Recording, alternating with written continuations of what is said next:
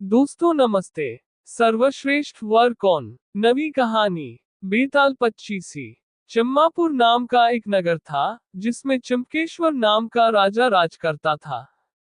उसके सुलोचना नाम की रानी थी और त्रिभुवन सुंदरी नाम की लड़की राजकुमारी यथा नाम तथा गुण थी। जब वह बड़ी हुई तो उसका रूप और निखर गया। राजा और रानी को उसके विवाह की चिंता हुई। चारों ओर इसकी खबर फैल गई। बहुत से राजाओं ने अपनी अपनी तस्वीरें बनवाकर भेजी, पर राजकुमारी ने किसी को भी पसंद न किया। राजा ने कहा, बेटी कहो तो स्वयंवर करूं, लेकिन वह राजी नहीं हुई। आखिर राजा ने तय किया कि वह उसका विवाह उस आदमी के साथ करेगा जो रूप, बल और ज्ञान इन तीनों में बड़ा चढ़ा होगा। एक दिन राजा के पास 4 देश के 4 वर आए।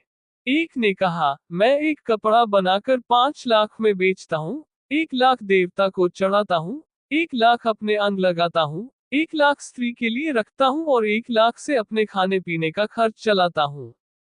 इस विद्या को और कोई नहीं जानता। दूसरा बोला, मैं जल थल के पशुओं की भाषा जानता हूँ। तीसरे ने कहा, मैं इतना शास्त्र पढ़ा हूं कि मेरा कोई मुकाबला नहीं कर सकता।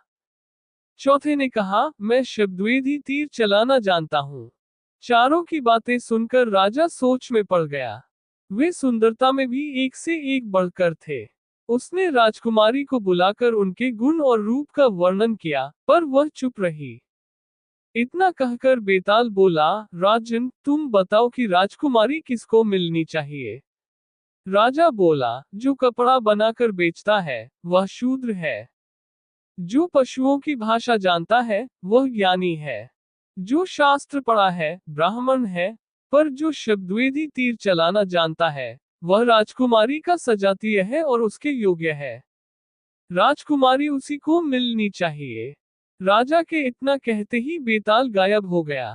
राजा बेचारा वापस लौटा और उसे लेकर चला तो उसने 10वीं कहानी सुनाई।